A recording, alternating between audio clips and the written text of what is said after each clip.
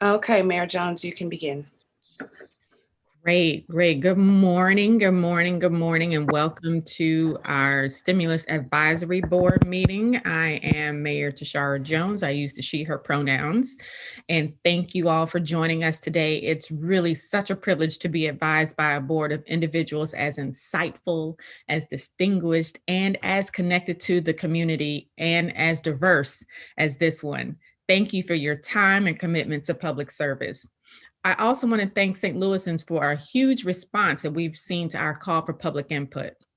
We've received over 2,400 survey responses, and I'm looking forward to hearing what we can learn from this feedback in the data and from the data and evaluation team shortly.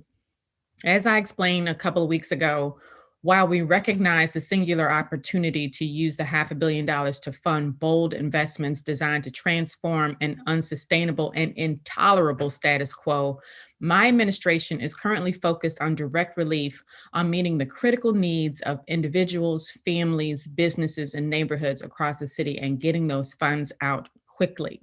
While I originally planned to move direct relief appropriation through the Board of Aldermen before the budget, the reality is that that's folding in front. The reality in front of us is that the direct relief package will have to be folded into the budget, and it'll be the fastest way to deliver these funds to families in need.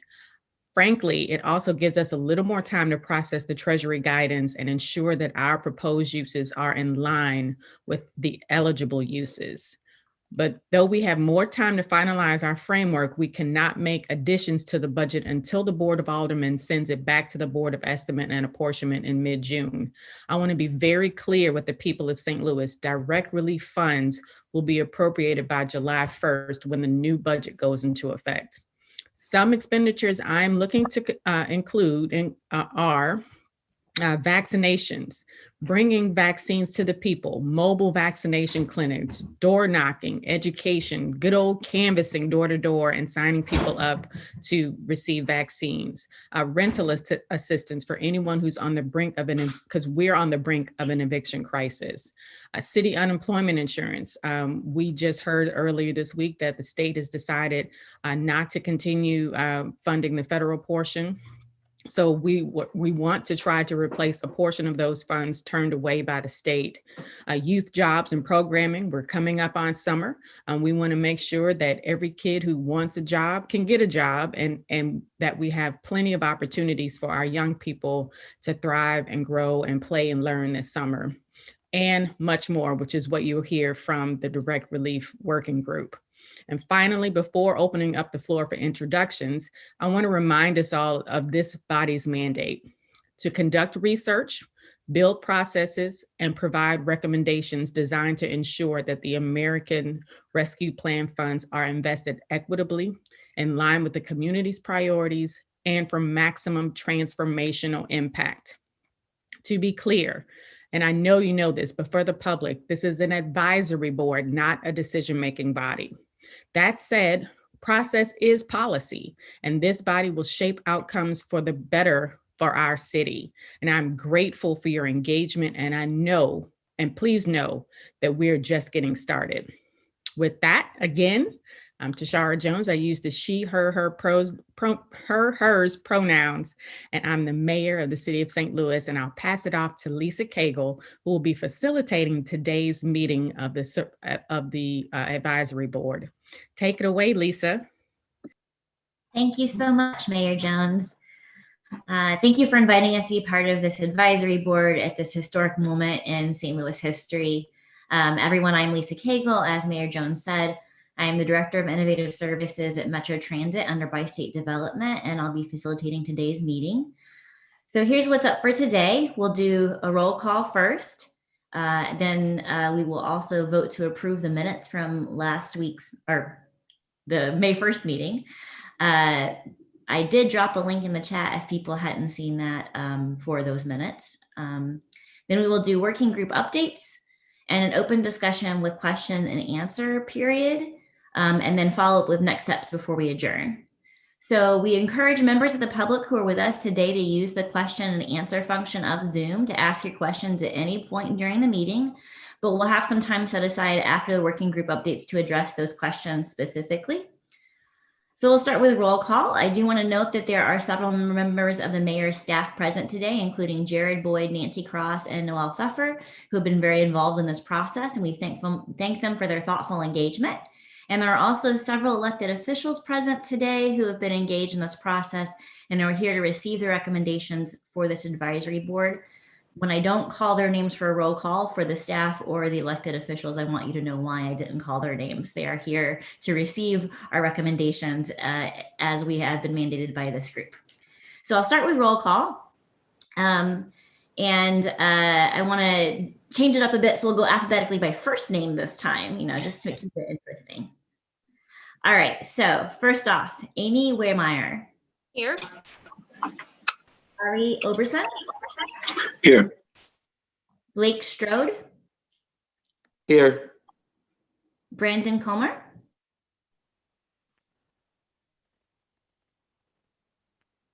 Brandon Comer. Chris Prunner. Here. Christina Garmendia. Here. Dara Eskridge.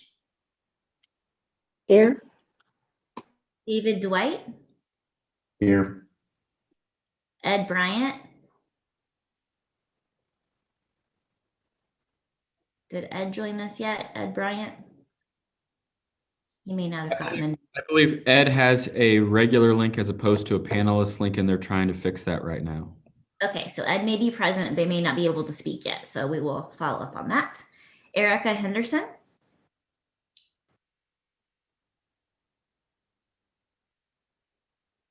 Erica Henderson. Grace Kyung. Here. Jason Purnell. Here. Latanya Kenner.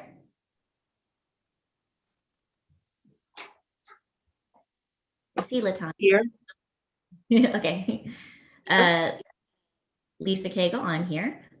Mike Talboy.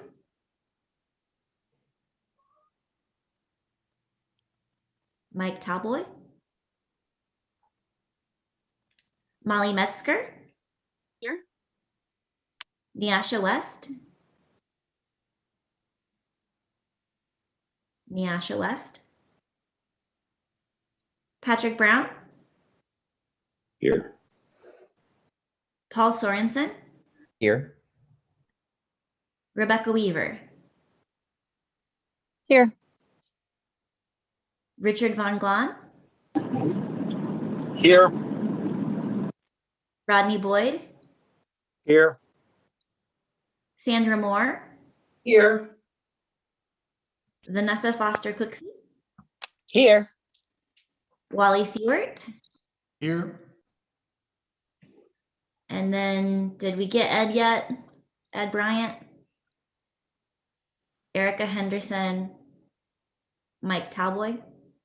All right, so maybe these folks will be able to join at some point. So, all right, thank you, everybody. So the next item on our agenda is actually, it's not on the agenda because we didn't put it on the public agenda, but we are going to do a approval of the minutes from the May 1st meeting, again, sent out by Noel to this advisory board on May 6th.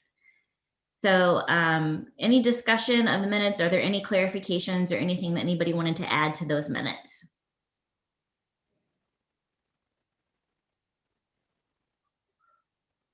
All right, do we have somebody who will move to approve those minutes? Move to approve. This is the Vanessa minutes. Cooksey, so moved. Okay, Vanessa has moved. Wally, was that a second I heard from you? I will second that. Yep. All in favor? Aye. Aye. Aye. I am abstaining as I was not at the meeting. Anyone who is opposed? All right, it sounds like we've approved our minutes. Thank you very much.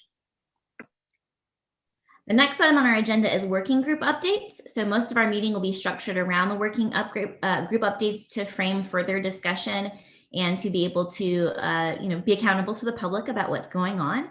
So just as a reminder, these working groups were formed around objectives and the charge of the Stimulus Advisory Board to conduct research, build processes, and provide recommendations designed to ensure the American Rescue Plan funds are invested equitably in line with the community's priorities and for maximum transformational impact.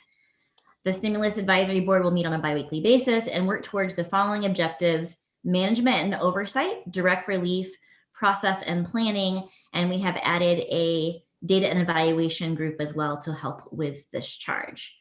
So we're actually going to move the management and oversight up on the agenda today, as Rodney Boyd has several pressing items on his itinerary today, including walking his sister down the aisle for her wedding, which is exciting. So Rodney, we're going to turn it over to you first to give the updates, especially highlighting any kinds of recommendations or action items from the Management and Oversight Board. Lisa, thank you. Thank you for that introduction. It is my sister's wedding day, and I also have the pleasure of co-hosting the Raw Vagabond Luncheon, so an exciting day today. The Management Oversight Committee is indeed excited to be a part of the advisory group. I want a couple of things at the outset as we get ready to frame the conversation. We're probably the most staff-heavy group of all of the advisory groups. And so with that, I want to sort of go through some of our recommendations. Mayor Jones has highlighted some of our what I'm going to talk about. In an effort to move the direct relief funds into the pipeline as fast as possible, we sort of are going to advise that we fold those funds into the budget and not a separate board bill. And so that way that will allow these funds to be available in early July. So they will go through the E&A and the traditional budgetary process and not a separate board bill. One of the other important things that's happened since our last meeting that we were anticipating is we have received Treasury guidelines. So the extended time in the process with the budget bill will allow us to sort of follow the Treasury guidelines, which we've been reading and learning, and it gives us just an opportunity to really sort of plow into some of the content, some of the objectives and things that Treasury has advised us that we need to do. One of the other important things that we're going to advise is an RFP process initially for an independent auditor. There is a current audit process that was used for the CARES Act. We have some advisory conversations around, do we extend that work? And we are advised taking a look at legal pathways to extend the CARES Act auditing work, also looking at another kind of independent auditor for the overall process. And so those are some of the things we're advising the broader group to take a look at, because we know it's important that we have objective eyes on these dollars and how these dollars are deployed, both in the direct relief fund and in the long-term funding process. Another very important sort of RFP advisory concept is we are looking to have an implement project manager, someone that their job will be to take the advice that we give to the elected officials, and when the elected officials accept and decide to act on it, someone that will be responsible for implementation. We felt that it would be very difficult to use the traditional office staff in the mayor's office for this role on top of all the other duties. So we're going to look to an RFP to create what we would call an implement project manager. That person's, and the most important word to remember from that is implementation. The person will implement the directives of the mayor's office and the elected officials. They won't make rules. They'll be the implementation person. And that's something that we felt was very, very important. One of the other things that I'm advising, recommending with the agreement of our group is that our group, the Management Oversight Working Group, is so staff heavy that we should actually fold ourselves into primarily a staff working group. This is a group that needs to be comprised of decision makers. When we were first formed, we were looking at a world that was taking shape. That world is formed up much more substantively now. We know what we want to advise to do with funds. We kind of have a plan to move those funds through the budget. And now it's time for my group to give way to a decision-making group. So I'm going to recommend, with the support of my group, that our committee give way to really more of a staff-driven working group. Noel, if I missed anything, sort of jump in and help me out. But I think that's kind of the flow of what our working group wanted to bring to this meeting today. I think you hit key points, Rodney, and thank you so much for the advice and insight throughout this startup process. The city will be convening an internal implementation team, and the essential idea will be that that team will provide an update at the top of future stimulus advisory board meetings. But one of the first tasks that we'll have is to take that direct relief framework, review it with the legal team to make sure that it meets the eligible uses, probably meet with Treasury to get the green light from them, and then move forward to create an implementation plan, in particular, issuing many of those RFPs that Rodney spoke about.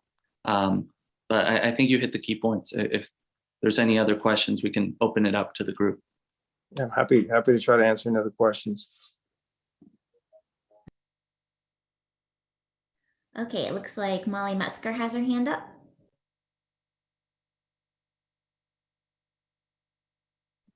Sorry about that.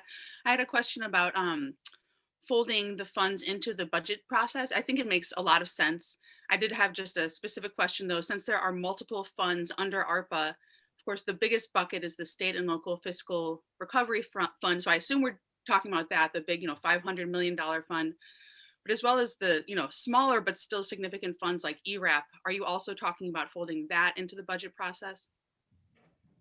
Well, and I think the most important thing was that we were talking about initially running the direct relief funds, the $50 million into the budget process to start with, and then preserving more conversations and advisory from the staffing group that will form about how we move those other funds forward. I think that the most important thing that we developed was a plan. We advised the group, and it seemed to be accepted that we would take the $50 million and put it in direct relief access fund. And we found that the fastest way to get those funds in terms of an early July deployment into the community was to go through the budget process. With regards to other funds, we may be open to other ways to move those funds into, the staff may decide there's a better way in terms of working with the elected officials and the city council's office on how to actually do it. I guess my focus in this call was to talk about the $50 million direct relief amount being administered through the budget process for a more expeditious access to those in need. And we will explore all avenues for appropriating the Ewrap rental assistance funds, but I want to be clear that the budget and folding those into the budget as well is certainly an option. Thanks for that question, Molly. Any follow-ups? Any other questions from the group regarding the report out from the current Oversight working group? Okay, I don't see anybody. Oh, Wally has his hand up. Just a quick question. It makes total sense to me in terms of implementation that there is a group inside of the mayor's office, and that maybe what's happening currently with the management and oversight will flow to that. But I'm assuming there will still be a role for the advisory board to have oversight over implementation. So just want to make sure we're still holding space for that. Absolutely. And one thing that we've been talking about as well is potentially the need to create a new working group. In the same way that we can, pursuant to the recommendation of the working group and the mayor's authority to disband one, we may be able to create one as well. Most naturally, it seems that kind of management advisory role could fall to process. But for example, for a working group that may be necessary moving forward, once we've moved through direct relief, might be infrastructure, right? So there's a lot of possibilities moving forward, and look forward to hearing the thoughts and recommendations of this body. And we did recommend keeping the option open, advising to keep the option open to form other groups as needed. It's just the function of this group has become so staff critical that we should give way to a group of decision makers at this point in terms of this specific management oversight committee. All right, any other questions for this group? All right. We will move on to the next working group report out, and that is data and evaluation working group. Okay, great. I'll get us started. My name is Christina Garmedia. I'm a member of the data and evaluation group. We're going into present mode. So we've put together a few slides just to walk us through the our report out, but we also will have a formal report sent to the whole committee or the whole board. And I think we'll work on getting that posted on the city website as well, so the public can read it as well. So next slide. We've done some follow-up analysis on the initial survey sent out to residents that had more of the open form responses, where Team TJ asked residents their priorities for the stimulus funds. And we just did a small analysis here, where a qualitative analysis looking at the target populations named by members of the community. So who should the stimulus benefit? And the number of mentions is that how many counts it appeared in throughout those close to 500 responses. So top groups are the unhoused, children and youth, small businesses, public transit users, families, North St. Louisans, and homeowners. And there's a lot of information in the responses community members gave in that initial survey that we'll continue to report out on to the different working groups and in these public meetings. So next slide. And that gave us kind of a taste of what was to come with the direct relief questionnaire that this committee put out. It was opened on May 4th, and it's still open. The survey is still open. You can still respond to it. But as of yesterday, was it yesterday? We had over 2,400 responses, and the survey was translated into several languages. Spanish, Arabic, Dari, Nepalese, and Kinyarwanda with the help of the International Institute. So thank you, Ari Obenson, for coordinating that effort.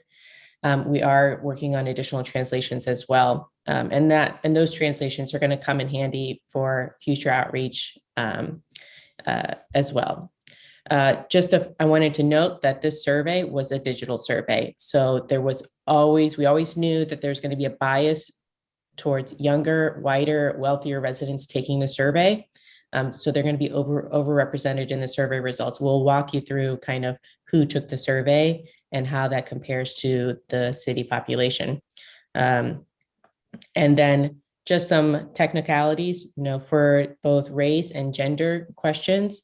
Counts include anyone who selected that identifier, and you're able to select multiple identifiers.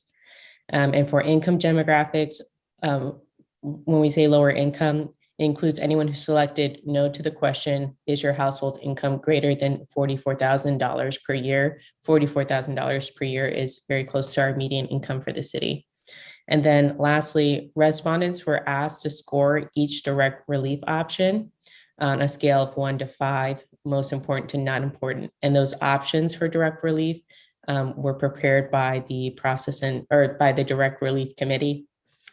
Just so that there's a clarity on that. And I'm going to give it over to Chris Brenner for the survey results. Awesome, thanks, Christina. So I'll walk folks through sort of what the sample of respondents looked like, and then Paul will talk about the direct relief priority scores. In terms of where people came from, we had zip code data, just like we did with the first Google form that went out. So we figured we would start there.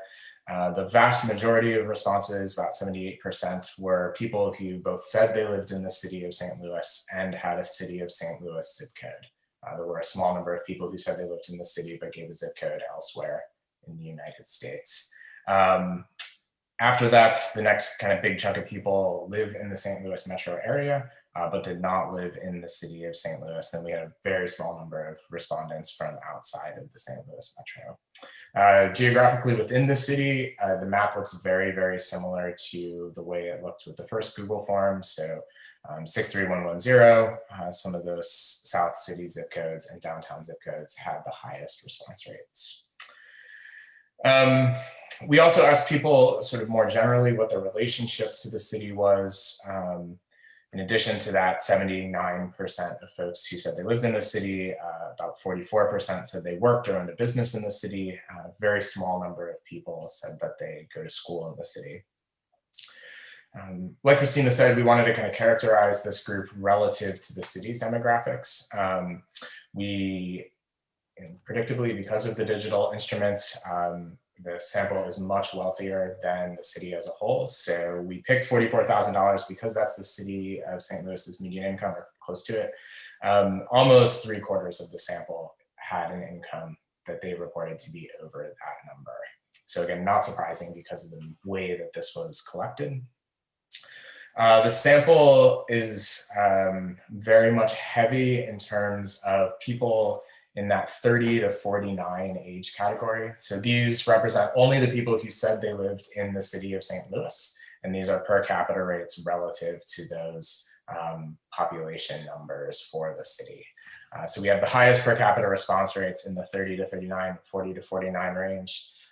Very few respondents under 30 and very, very few respondents under 20. So few that I just lumped them together when we did this analysis. I think there were like 3 people maybe under the age of 20. And relatively few respondents over the age of 70. In terms of gender, we had a range of gender options, and that will likely change if we put out a different form. But the Census Bureau only reports data on sex, so male and female, which is why only those 2 categories are presented here. We have a higher response rate among women than men, who compared to the city demographics as a whole. For Latinos, they're slightly overrepresented relative to non-Latino respondents based on the city's demographic breakdowns. And then for race, folks who said that they did not fall into any of the census racial identity categories are the largest group per capita, followed by white respondents. The response rates for African-American and Asian residents in the city of St. Louis were the lowest. So with that, Paul, do you want to talk through some of the results? Sure. So what did we find?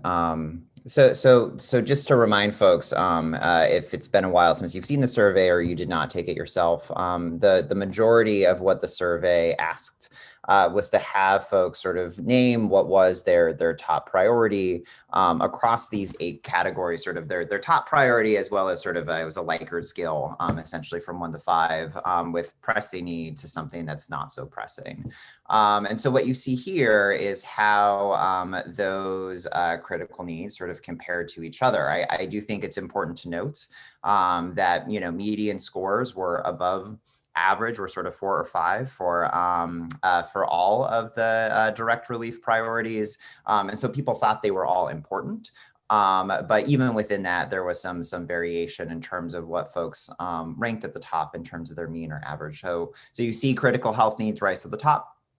Given the moment we're in with COVID and the variety of health needs that were both COVID related and otherwise sort of identified by local residents. And again, something that we've seen before is this need for housing assistance, whether it's rental, mortgage, utility assistance, or support for the unhoused. And those sort of really rising to the surface around the things that were important across the board. Although you'll also see here that folks thought many of these, if not all of these priorities, were important to consider moving forward. So I guess, so that's the kind of big takeaway from the survey, how those shook out. As part of our sort of racial equity charge, we also looked into whether or not there were differences from respondents based on their race or income identification. One thing that we found is that Black respondents ranked summer youth jobs of greater importance than other respondents.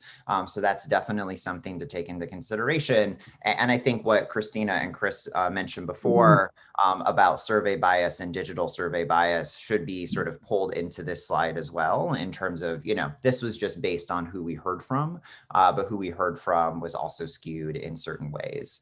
And Molly, I think that's a great point. The survey is still open. There is also some attempts and really sort of push to have this be a survey that is not just digital, and especially when we're talking about translation and reaching additional populations, making sure that folks folks were able to do that. So Jason, I saw a question about whether we should mention reverse coding. I want to throw that to Chris or Christina to mention whether or not there's anything to address there.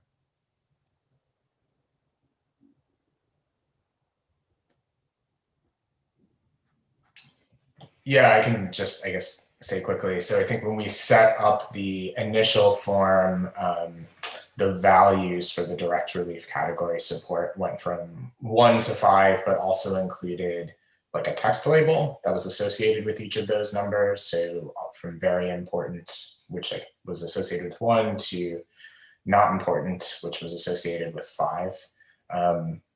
When we prepared the report, which we can put a link to in the chat in just a second here, we reverse coded those to make the numbers more, a little more intuitive for folks, so that higher scores represented more emphasis on importance. Great. So yeah, just something that, you know, those of you who see the report a little bit later wonder like, wait, was 1 here and 5 was here? We did some work to make sure it was clear as possible, interpreting those findings. So the last thing we did was we also recognized that the survey itself, while very significant, was not the only source of information that was available to inform direct relief needs across the city over the course of the last year and through the pandemic. And so in partnership with United Way 211 and Mutual Aid, our team also analyzed over 82,000 requests for certain supports throughout St. Louis City over the course of the last year for additional insight into what was happening in the community. And so what you see here is the result of us taking the direct relief categories and crosswalking them with how 211 and Mutual Aid categorize their requests. And sort of presented, what we're presenting here is really just sort of the aggregate number of those requests. There's also some analysis that we're beginning now around sort of zip codes, areas with the most requests, or sort of understanding sort of within 63115, how did these requests break down? But what we wanted to do here was present some initial findings for additional consideration. You know, rental mortgage utility assistance, wraparound support for the unhoused. Those are the things that were really rising to the surface. I think both with 211 and Mutual Aid, although due to the nature of what those services do, I think that also sort of makes sense why those placed higher, for instance, in things like summer youth programming. I did want to mention real quickly, Mutual Aid requests based on their model is somewhat of a combination of like cash assistance, rental assistance, and wraparound support for the unhoused. So we presented those numbers in aggregate, although we're doing a little bit of work diving into the detail there as well. And then finally, the CARES Act requests. And these were requests, not necessarily the folks who received assistance. That's another next step to understand these numbers. Those were just for rental and mortgage assistance. But still, we think this provided some pretty significant sort of counterweight to the survey as we consider where need is, where unmet need is, and where to really dive into the direct relief categories. And just to note, along the way, we're going to be presenting and thinking about process learning. So this small survey that we ran this week is informing our recommendations to the administration as a whole. And like we mentioned before, you know, right off, we did choose a digital survey methodology in order to have quick turnaround on the results and to help inform the initial decision on what direct relief priorities should be recommended by the Direct Relief Committee. But knowing that there's downsides to using a digital approach, such as the bias we mentioned before. So for questions where it's really critical that we reach the focus populations, that we not just have a digital approach, but the text messaging system mentioned by Ari Obenson in the chat is going to be critical, as well as doing more door-to-door surveying. That does require additional resources, additional time. So it's always going to be a balance of the time that we have and the outreach that is needed to really inform decisions of this body. So I wanted to note that. And I also wanted to offer any of my other committee members to offer a process learning. I think I just wanted to mention briefly sort of, there is additional outside data, both, from, 2-in-1, the United Way and otherwise, that we do need to continue to sort of align. And one of the things I just sort of wanted to underscore is that that's important as we think about focusing investment, but it's also equally, if not more important, in implementation. When we talk about outreach, when we talk about prioritization, when we talk about evaluation. And so our, committee as a whole is sort of working on thinking through, how does the survey kind of dovetail with additional data sources, and how does that sort of create this continuous cycle of learning and evaluation, so we can do this as effectively and responsibly as we can.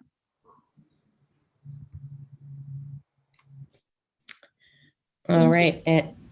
Ed Bryant finally got the right link in the chat, so he's here, and he did mention he was lifting up something that Dara Eskridge had put forward at some earlier working group meetings about using the language of focus populations rather than target populations.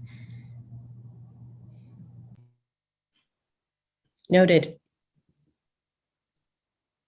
Just because you're too nice to say it, Christina, I already heard you use it, so thank you. Just wanted to lift it up in the chat, especially since we had the wrong link before. So thank you. And it looks like Sandy Moore has a question. I don't have a question. I have an observation that even with the limited diverse access that we are acknowledging with a digital survey, the priorities seem to be holding up across those things that we all obviously know are having a deep adverse impact on distressed communities of color. So I just wanted to point that out, particularly when we're in a public conversation, that there seems to be clear unanimity that the priorities that we've identified here are the priorities that people need. And I don't want us to miss that.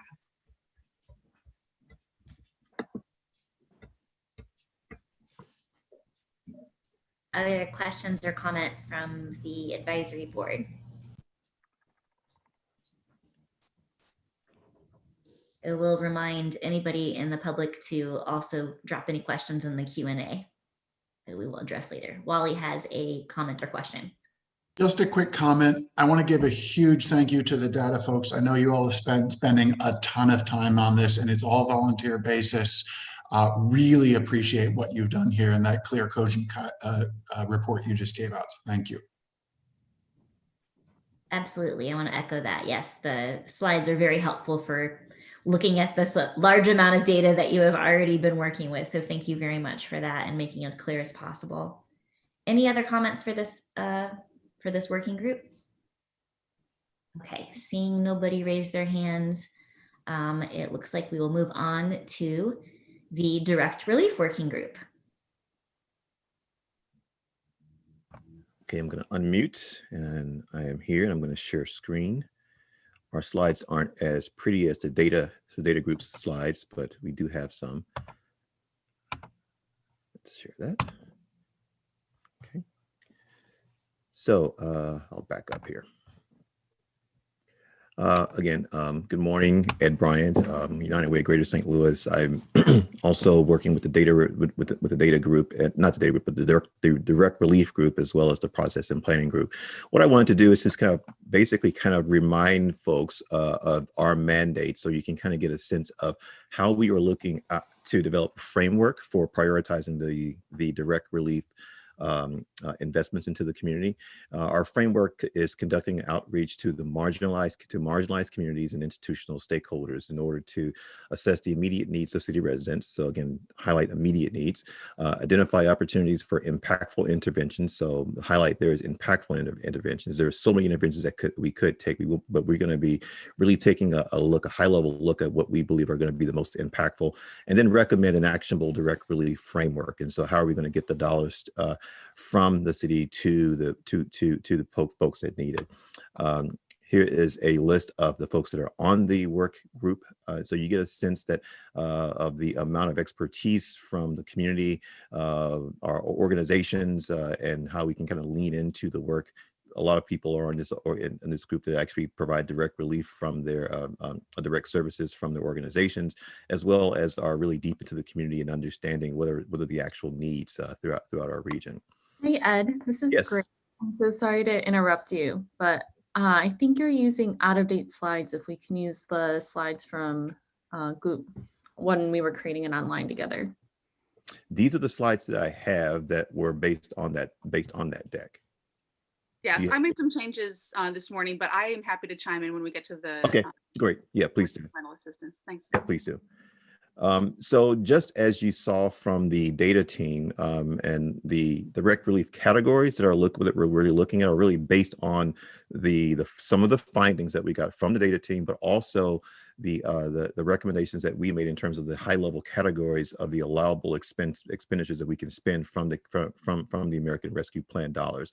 The first obvious one is public health. So making sure that we transition and make that pivot from the helping our residents and neighbors not only get to vaccination sites, but actually maybe making that transition to mobile vaccinations, health clinics, and actually going out to the communities, doing some canvassing, supporting community health workers, getting vaccines to folks, as well as getting still needed PPE and information around the efficacy of those vaccines and those kinds of issues. So I think this is a unique opportunity for us now to make sure that we get more vaccines into bodies, as well as to deal with the community health issues that folks are having. The most obvious one is housing and utility assistance. This was obviously one of our highest rated findings from the data, but also this is something that we've been seeing from United Way, as well as in terms of the number of calls that we've been getting around rental and utility assistance. We already have around $12 billion of emergency rental and assistance programming funding that we can be utilizing, and then also transitioning to the affordable housing issues as well that we'll be looking at. Now, Molly, did you make some changes in this place? You might. I did, and I just wanted to. It might be obvious, but I wanted to make clear that the Ewrap funds, the majority of those funds will be spent on actual payments to tenants and landlords. So we hadn't listed that as an activity under rental and utility assistance, but that is the major use of that $12 million is actual direct payments to tenants and landlords. Great. If I may chime in here, just to note that the city is actually opening up a new round of rental assistance next week. This is not what we're talking about here, but it is important for the public to know that we will be opening up a new round of Ewrap 1 rental assistance next week. But what we're talking about here is going to start after July 1st and involve a kind of expansion to the program involving a new set of partners, in particular the Housing Authority. Looks like Paul has a question here. Well, I think that just brought up, and I know that there's been some discussion about this, but the Ewrap dollars sort of versus the additional stimulus dollars. How is the Direct Relief Committee and the Mayor's office sort of looking at making sure they have different regulations around them and sort of different bounds. And so we should use the most flexible funds for the most flexible purpose and just really, focus the funds that are more limited accordingly. So how is that playing out? And if it's later in the conversation, I'm happy to take my conversation there. Do you want me to take this one? Yeah, go ahead. Essentially, you hit the nail on the head, Paul, that the ARPA funds and the state and local fiscal relief funds in particular are much more flexible. And so we can use them to spend on canvassing and community outreach and on knocking doors and on funding case management. Because the problem right now, the way we're doing it, is that we're not funding case management at a high enough level for direct service agencies to bring on a full person whose full-time job is supporting folks through this process. But with the ARPA funds, we can expand that funding to the level where we can provide that scale, essentially. And same piece with legal assistance and mediation. The ARPA funds just allow us to go that extra mile that the Ewrap funds won't allow for. And just a note here, as we're going forward, Molly has spelled out some of these acronyms for us. If you're interested, they are in the chat, but Ewrap being emergency assistance. Yeah, go ahead, Ed, if you want to do that. Yeah. Emergency rental and assistance. And then SLFRF is State and Local Fiscal Relief Fund. And AHTF, it's harder to say the letters than it is to say the word sometimes, Affordable Housing Trust Fund. So just for clarity's sake, and DHS is the Department of Human Services. SLHA is St. Louis Housing Authority. And for anyone who is unclear, RFP is Request for Proposals. Great. Any questions here before? Your hand is up, Sandra. Do you have something on that? No, I didn't have anything. Okay, great. So again, one of the big categories or buckets is support for the unhoused, and so here again, the data that we received that we were able to analyze point to this as being a critical area of focus for us, and as Noel said, I think one of the things that's unique and is more opportune about the ARP Act funding is that there's a lot of flexibility here with the ARP Act funding to be able to do some innovative things and work with partners that are already doing the work, such as Safe Haven and other organizations. But this is just a very high level list of some of the ideas that we're looking at in terms of making sure that our unhoused neighbors have opportunities to actually get secure housing. And then one of the areas that we've been talking a lot about in the region, even before the Stimulus Advisory Board began meeting, was this issue of digital divide. We saw this even in my own organization as we were reaching out and leaning into the community around regional response with the regional response team and other efforts, with the SLPS and their work and other school districts, where we were seeing these challenges with people having access to Wi-Fi that was able to handle the broadband needs and issues that our families and folks needed. When folks went to working virtual and kids were kids were schooling from home, we saw these, and also we're even seeing these issues of reaching out and touching people as we try to get information and access and get these dollars out to the folks that need the dollars the most. So a couple of the key things that we're looking at are expanding access to devices. The St. Louis Public Library with the St. Louis Public Library partnership will help us there. We'll be able to get more devices into the hands of people to be able to lend devices to people who need them, and then expanding access to Wi-Fi or broadband by providing access points in city parks and community centers where we can actually have expand the broadband access to people can utilize those devices and continue to recover. Any questions or comments here? Ed, I did have my hand up Okay. on this point since this was one of my specific assignments, and I just want everyone listening to understand that this is our fast response to make certain that people we do the best that we can. The mayor's guidance is to do the best that we can to get people connected right now. So, for example, expanding access to Wi-Fi. If you go down to Julia Davis Library on the north side of the city, or if you go, I think it's Carondelet on the south side of the city, they're putting up access points on the top of the library buildings, which will give more residents immediately the ability to have access that they don't have to pay for. They can click on, the library tells you what the code is, and you get access. So this is real time getting you more opportunities with either a device or at your home with your phone or your tablet to be able to have a place to get.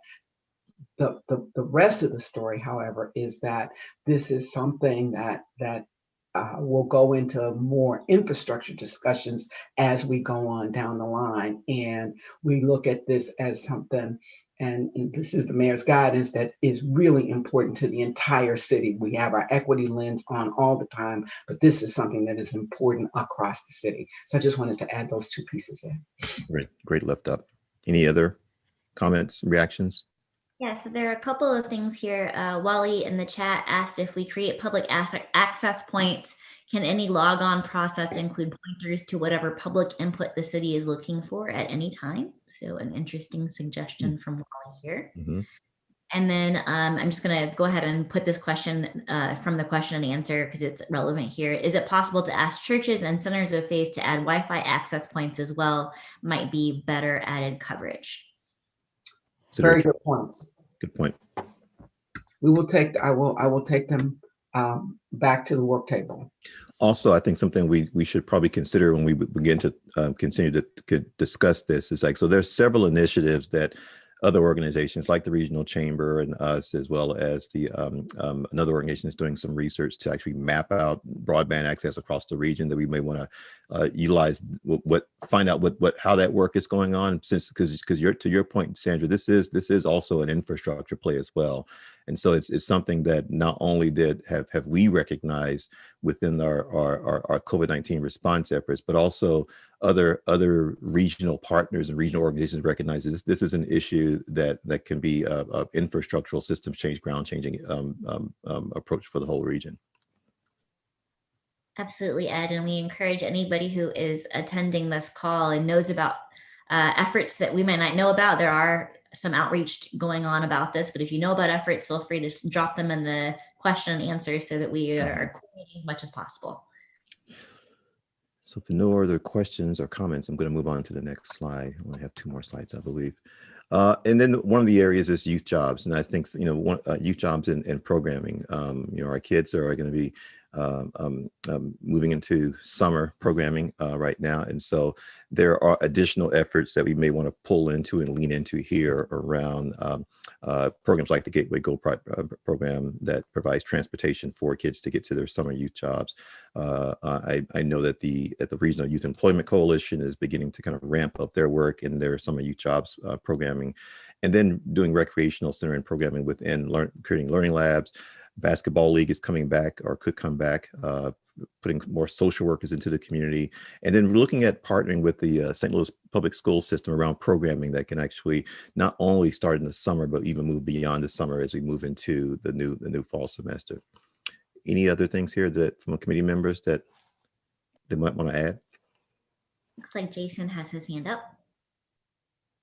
Yeah, just a general comment that there may be points of intersection between some of these direct relief and one particular one. As we talk about youth, we're facing a behavioral health crisis for children and youth in our region. And so if there are ways to fold in behavioral health as we're offering programming for children and youth, I think that's something we should keep top of mind. Good point. Good point. Any others?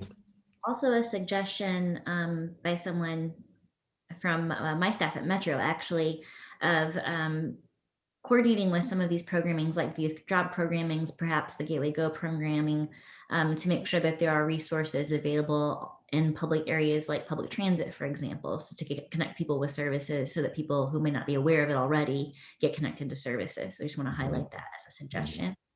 Yeah. And it looks like Molly has her hand up. Wanted to point out that also, there are so many different funding streams under ARPA. So SLPS is getting funding directly through ARPA.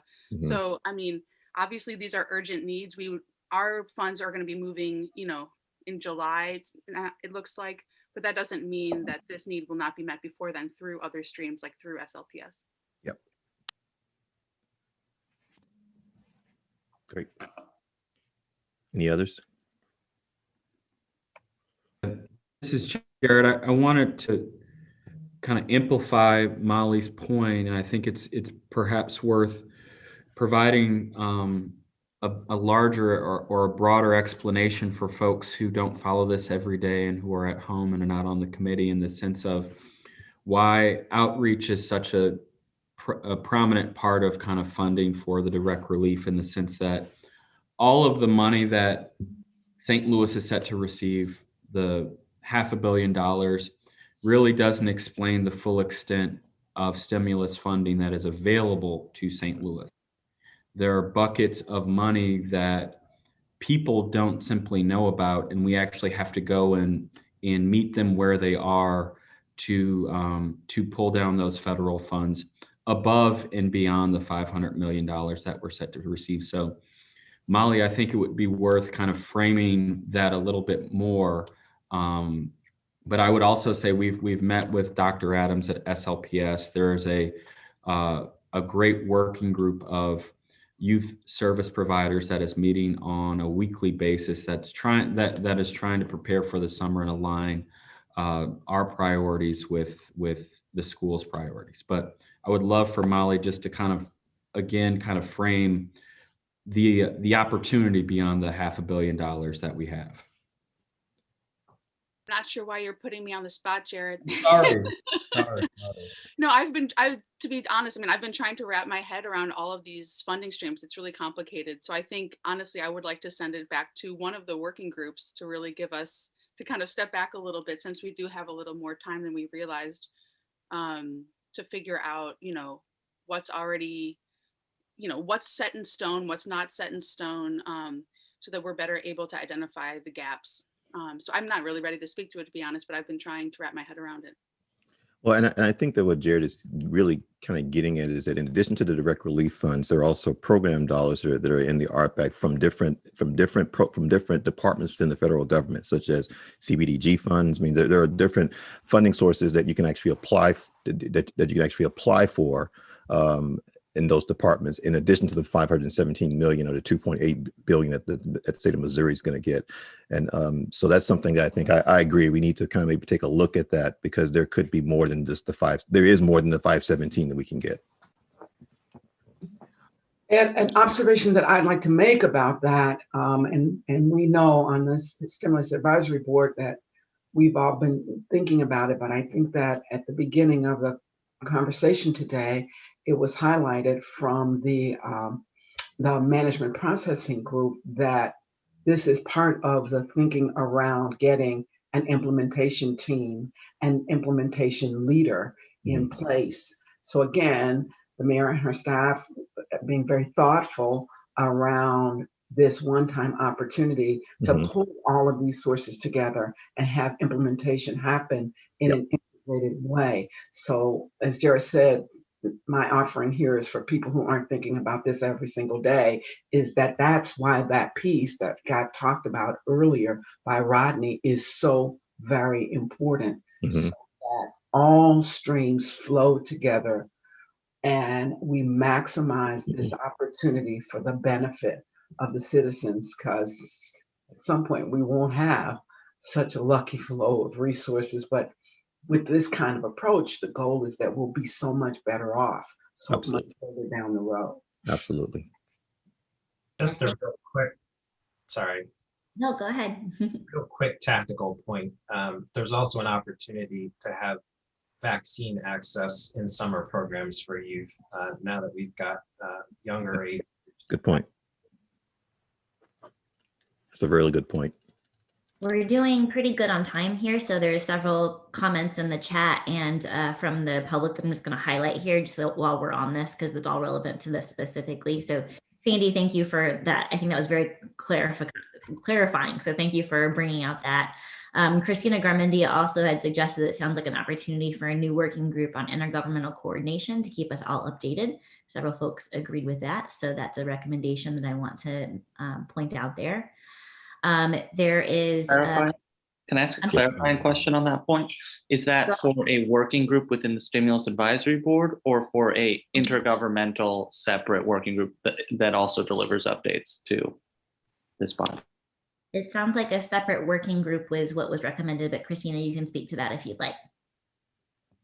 Maybe yes, and yeah, I think there's members of the Stimulus Advisory Board that definitely have connections and can help keep us posted. Should the mayor's office or should the city of St. Louis also have something like that in place more permanently? Yes. I agree with that, Christina. I think both answers. Christina, and so are you specifically speaking of like within city departments or with the city with other units of government across the region? Right. Yeah, I do think there should be someone whose role it is to work with those institutions permanently, if there isn't someone who has that job already in the mayor's office. But yeah, I think okay. Permanent and then temporary for specifically to the stimulus, and then more permanently. So a couple of other things here. Lisa Potts has asked a couple questions. I did one of them relevant to the slides that are presented today at today's meeting. They will be available on the website. So any of the slides presented today's meeting will be available for the public. She also mentioned something about Wi-Fi that we'll come back to here in a minute. But to talk, there's a couple of different points about Jason's point about the behavioral health crisis. One question from the public is, has there been consideration given to stand up mental health access points across the city that can connect people to resources long term? There's a little bit of reference to this, but if anybody wants to take that question.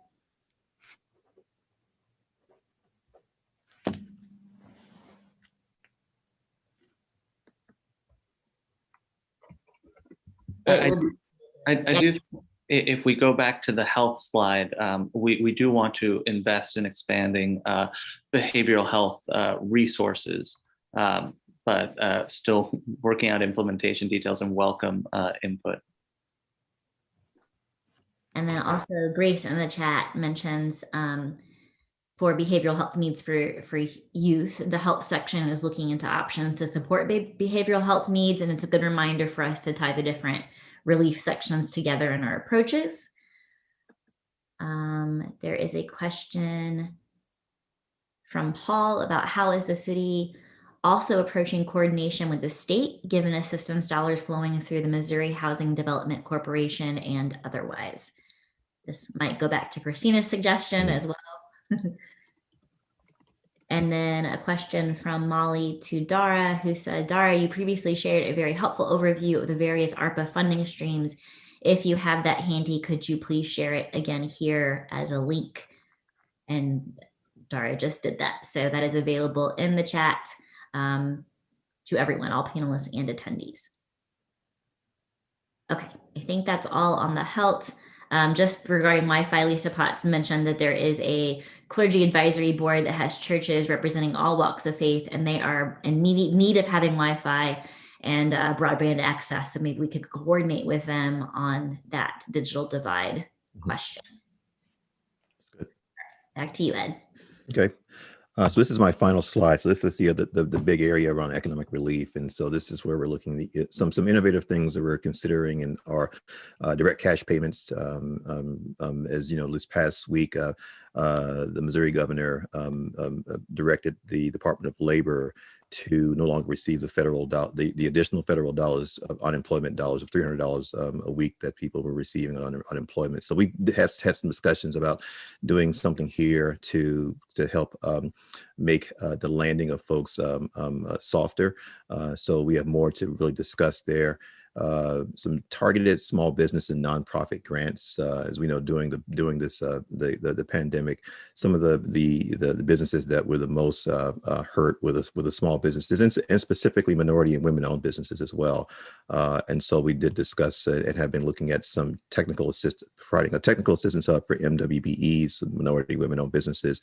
And then food security has also come up as well quite often. You saw that in the data as well. So we're looking at some community-driven food production and processing and distribution kind of supports. Anything else, team, that you might want to add here or discuss or talk about? I think it's worth emphasizing that there are, as we've talked about, a lot of different ARPA funding streams, and in particular for small businesses, there are multiple opportunities, including a pretty enormous restaurant revitalization fund and other funds for small businesses. And so one of the piece of feedback we received from our meeting with the Accelerator for America Stimulus Command Center folks was that with the St. Louis, SLFRF, I always want to say St. Louis, but with the state and local fiscal relief funds, we may not need to allocate as large a portion of that to small businesses, although we still plan to allocate at least a small portion in a targeted manner. Well, in relation to that, Noel, I think that the emphasis that Ed had up was on a sort of a technical assistance hub for minority and women-owned businesses relates to something that Rodney had said in last meeting, making sure that these need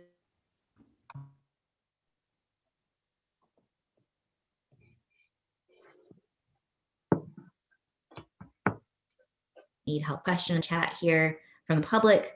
In relation to small business assistance in neighborhoods of people of color, some loans should be non-collateralized. Some of our businesses don't have the ability to collateralize the loans due to discriminatory appraisal gaps. So I want to note that here as well. Great. Other questions before we talk about the next steps for the Direct Relief Committee? Okay, so Christina has asked, what are the next steps for the Direct Relief Committee? What are the next questions to answer? Are there any additional opportunities for community input specific to the direct relief dollars? So I'll open it up here for our other work group members to really chime in here. Any thoughts on in terms of our next steps?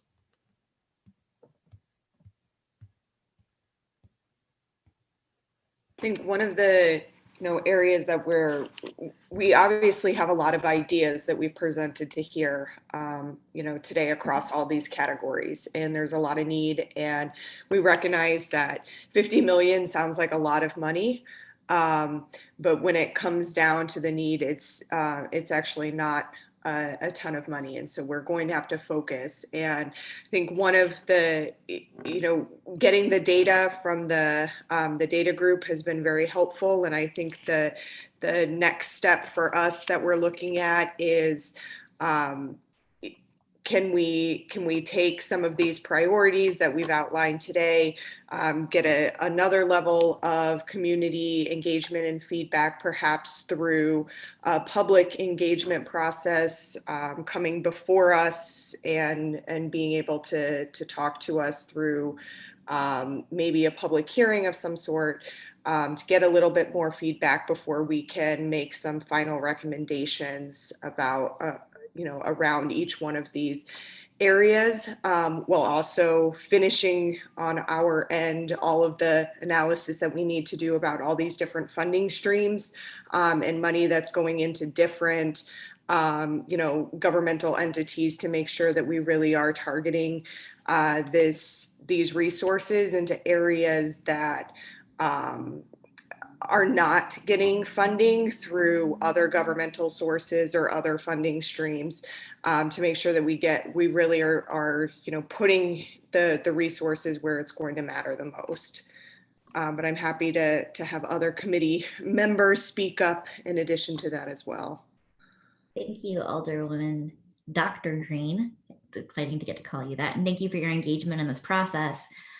Regarding community input, I know that the process and planning group will be talking a little bit more about that in the next report, but we have two hands up from other members. So I'm going to call on Ari first and then Christina.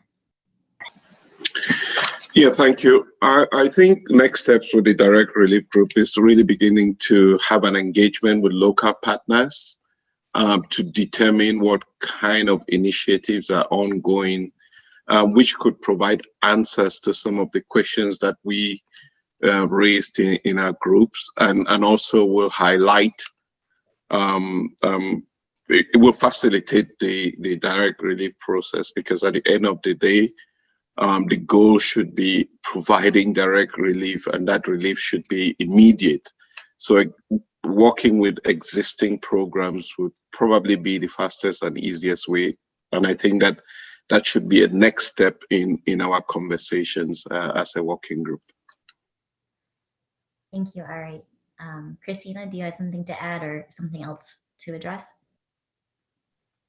Oh, we might have to wait a minute for Christina's internet to come back. It looks like it might have dropped out for a second. So just while we're waiting on that, because I'm sure she has something we'd like to hear here. So thank you all for continuing to emphasize. Yes, so I just wanted to. There she is. Go back, Christina. Go back? Okay. Sorry about that. Internet is unstable, which I bet everyone else, a lot of other people in the city are experiencing.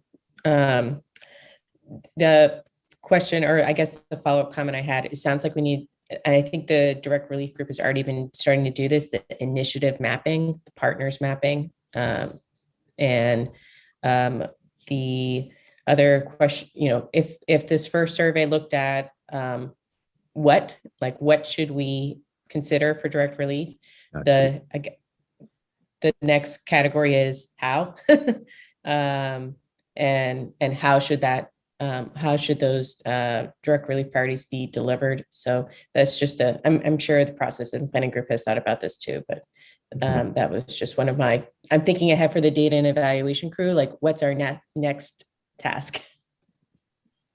Absolutely. And I was actually thanking you all for sort of keeping this, the framework front and center, not only for this group, but for the public about how and why we're doing things.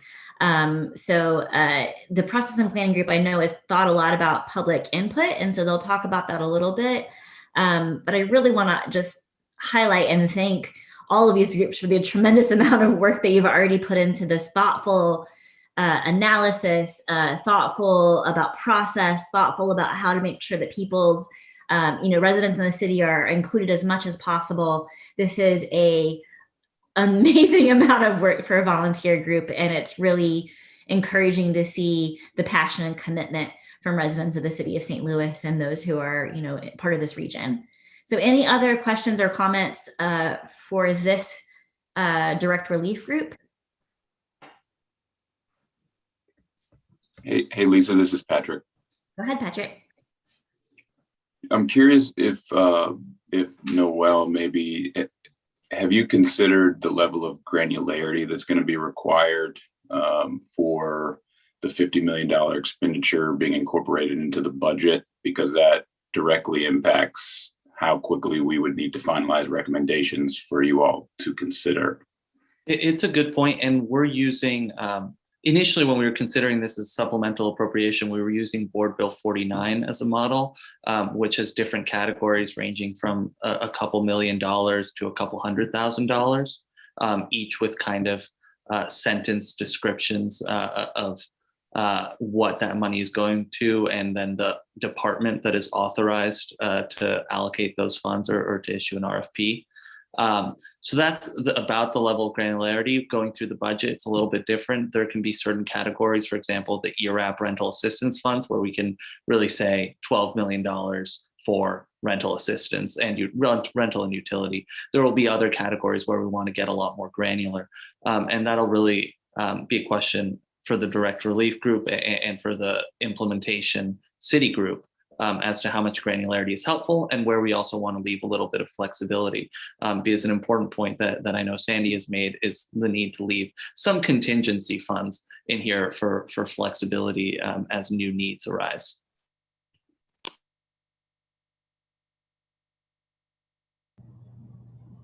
Okay, any other thoughts or questions in this direct relief group that has been so much of the focus of the initial part of this Stimulus Advisory Board? Great, we can also have time for some other discussion after the report out. So keep those questions coming if you have them. All right, the next working group report out will be process and planning. And I think that Wally is giving that update. Thank you, Lisa. I'm going to try to fly through this because we are coming up on time a little bit. But what I want to do is the mayor said something really important, which is process is policy. And this working group, or this Stimulus Advisory Board, did what they were charged to do, was charged straight into the work, especially given this initial $50 million of direct aid. So the process and planning group has actually, now that first big push has been done, just wanted to take a step back and think about process internally and start with intentional process internally with ourselves as a stimulus advisory board. So we've got a few recommendations that I'm going to pass along in terms of how the Stimulus Advisory Board and the working groups work as we move forward, just to make sure that we are modeling the best process ourselves. Before that, I wanted to make sure to reiterate one more thing for the public, especially again, which is one of the biggest things that the process and planning group is tasked with, is designing that community outreach process. And I want to be very, very clear that this initial highly impactful, very short survey was an initial foray out the door for this first 50 million of what's going to be $500 million plus of spending over the next 2 years.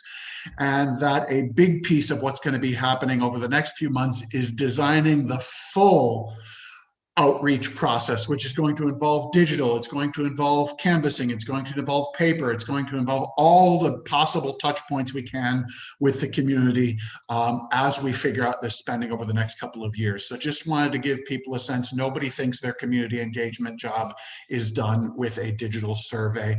That was a first out of the gate based on the priorities and the time crunch we were under.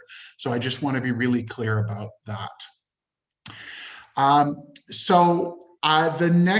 next question, so I'm going to go through some of the recommendations that the process and planning group has for internal operations in the inside of our groups, and then talk a little bit about what we can do next given some of the shifts based on the political landscape that have happened just in the last couple of days.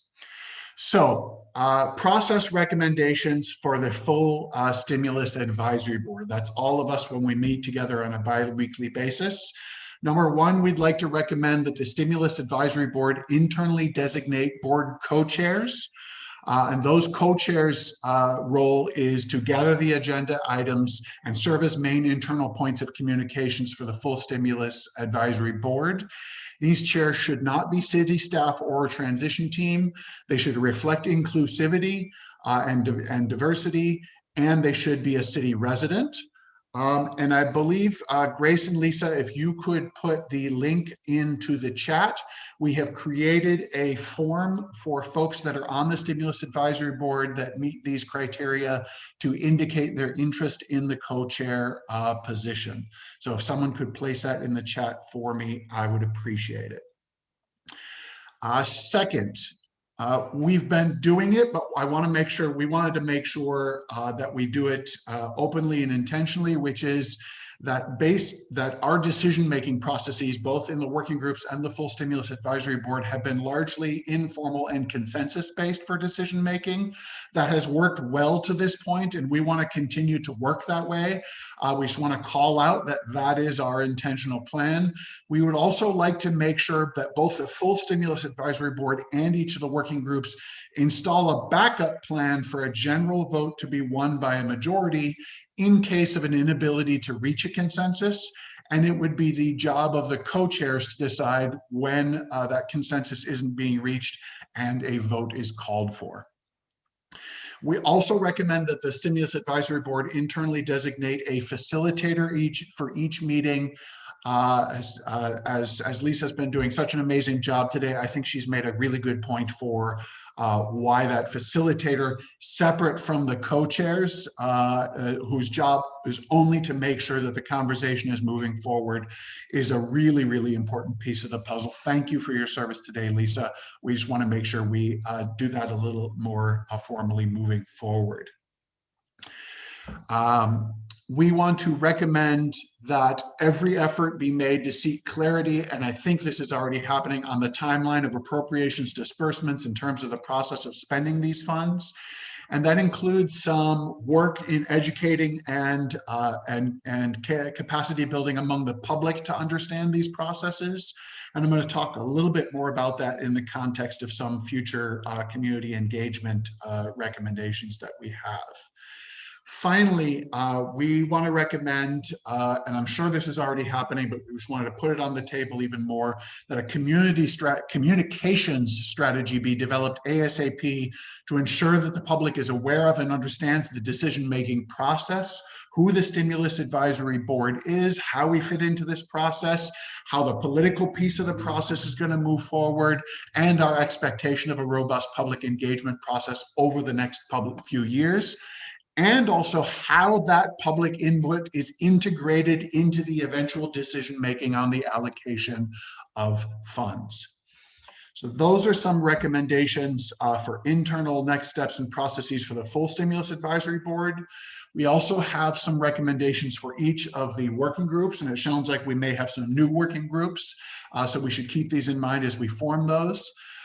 Number one, again, maintain that current practice of consensus basis for decision making, but in each of the working groups as well, install a plan for a general vote and the chairs. There should be a chair of each working group, similar along the lines of for the full stimulus advisory board, although I think a single chair for the working groups are fine, whereas we're recommending co-chairs for the stimulus advisory board.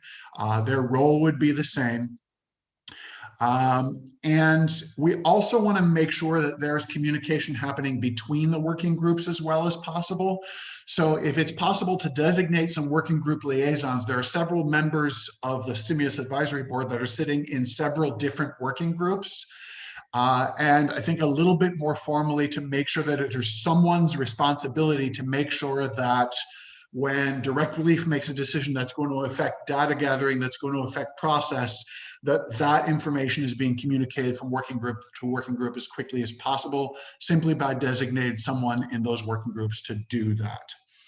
And the final point is that we've already talked about kind of community partners, building that out. We're going to be working with a lot of folks in the community, and just want to let folks know that it is absolutely okay and welcome that if we need those community partners to be participating in the working group level, we can do this by inviting them as a special guest on a meeting by meeting basis.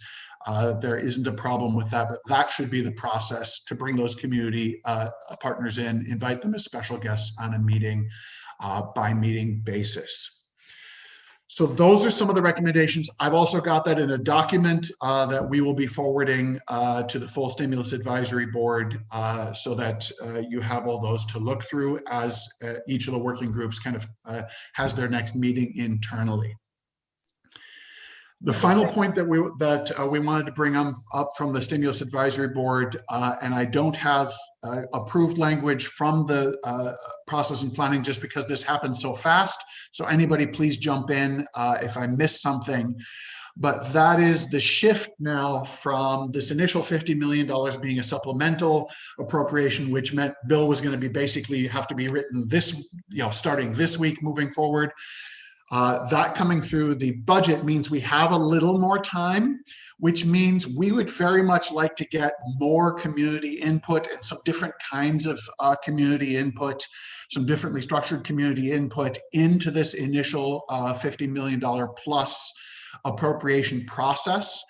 And one suggestion that has come out there is to take the next Stimulus Advisory Board meeting 2 weeks from today on May 29th and fully shift that into a community engagement meeting that could start with an update on the process and maybe a little bit of how does a bill become law? How does the budget flow from the Board of Aldermen to the Board of ENA and back, just to really give the public an opportunity to understand a little more of what the political process is that this advisory board is advising decisions about.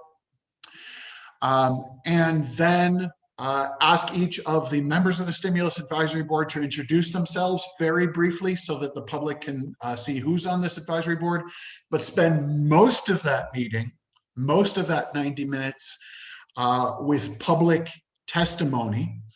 And the goal to align with things that have been being said earlier here in the meeting, the goal there is to get from the what to the how. Right? So let's hear from folks who have applied for some of those stimulus advisory or some of the prior housing funds. What worked, what didn't, what are the needs to get a little more into the details of how based on that public testimony.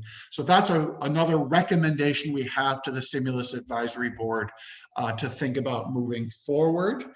And I think, and we asked questions about next steps for data and next steps for direct relief. I think for both of those working groups, data, how do we record and code and pull what we need from that public testimony that we're going to hear? Direct relief, how do we structure and do reach out and pose questions for that public testimony? I think are some of those next steps and things to think about. And I will stop there and ask anybody else from the Process and Planning Committee to weigh in on anything that I have missed. Thank you, Wally. So yeah, one of the things that Wally represented here is that moving forward for working group updates, we really think that working groups should emphasize and make very clear what their recommendations are that the full Stimulus Advisory Board will consider as recommendations to the mayor and her staff. That's something really important. We want to make clear what the recommendations are. Christina Garmendi had asked in the comments, how long is the co-chair term and does the SAB have an end date? So that's something that we will need to clarify. I think that's really important. Thank you, Christina. And then there was also just Rebecca reiterating that the process and planning group is recommending both designating co-chairs for the stimulus advisory group and chairs for each working group, just to make sure that there's consistency and communication between groups. And it looks like Christina has her hand up. Yes, so related to the last recommendation for the data and evaluation group to code the qualitative input that we're receiving, I did want to note that we'll need additional capacity to do that. It is very time consuming to read and code. And for that target population analysis I did, that I just did it by myself, and recommended practice is at least 2 readers.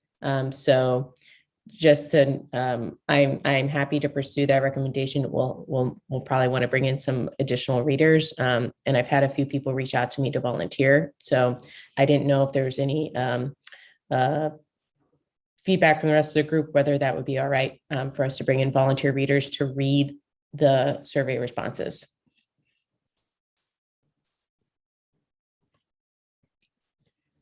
You're getting a thumbs up here from Wally. Okay. I would echo that, and I also believe there are discussions in the works to get additional data and analytical support from some of our region's wonderful universities.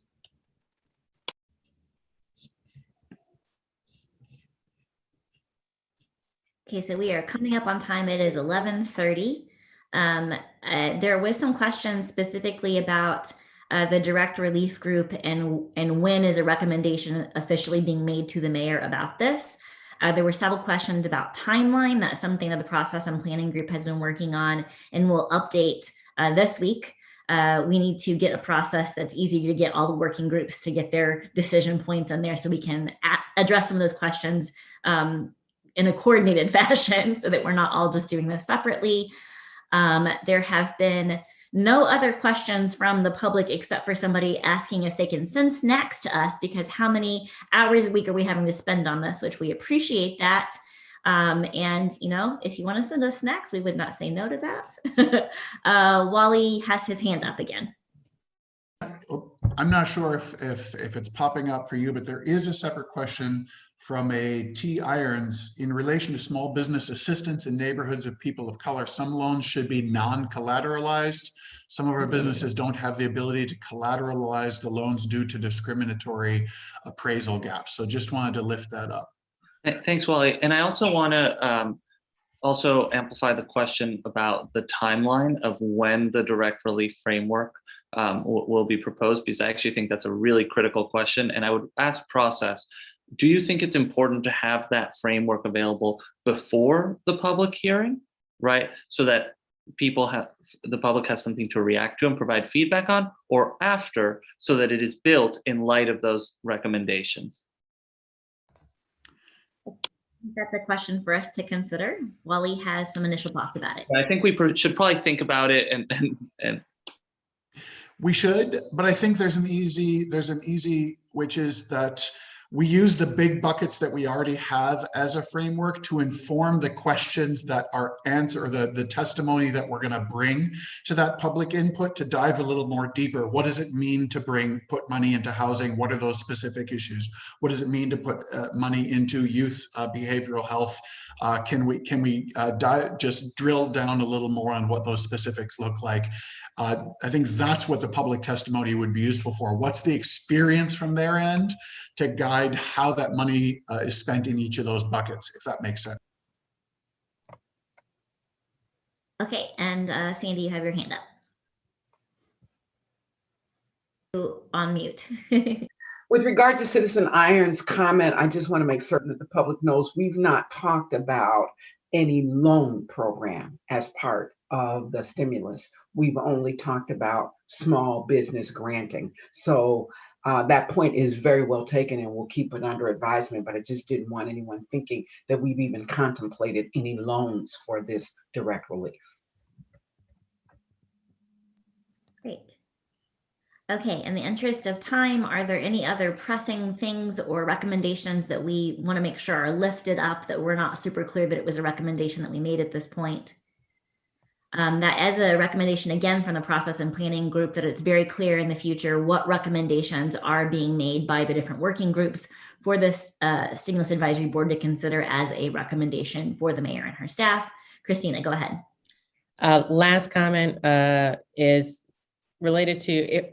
There was a question whether we were missing anything from the direct relief options that were presented. And I think it might be helpful for us for the next meeting for what do the federal treasury guidance name any potential uses that we haven't talked about yet. And from data and evaluation also looked at responses from mutual aid and 211, like were there any categories of aid that people were requesting that aren't covered in our frameworks thus far? So those are kind of the two inputs that might inform, should we be adding additional categories?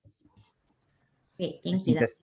Just to add to Christina's point really quickly, as soon as folks on other committees begin to identify things that maybe something's considered beyond the initial 50 million, the sooner the better, so we can start to align additional data as well as code community engagement responses, et cetera, because it does take us a second to ramp up, to Christina's point.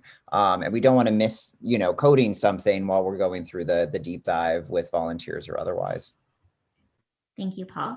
So yes, I think that some really pressing next steps have to do with timeline. So we'll work on that this week. The process and planning group had some suggestions, but we had not formulated it into a specific recommendation yet. I think that will be really helpful. And then considering when this public hearing will happen, we will have another Stimulus Advisory Board meeting on May 29th. That's following our bi-weekly schedule. The agenda will be determined ahead of then, and hopefully we'll get input from everybody about what else should be included. I think that that's it today, though. There has been a lot of focus specifically internally on thinking about the structures of this group. I think we're doing a good job with that and ready to move on from these sort of urgent first priorities. Continue looking at direct relief, but also looking at some of these more long-term things as well. So really appreciate everybody's thoughtful feedback on that. And if we have nothing else, I think that we are ready to adjourn. Jared, do you have any final comments?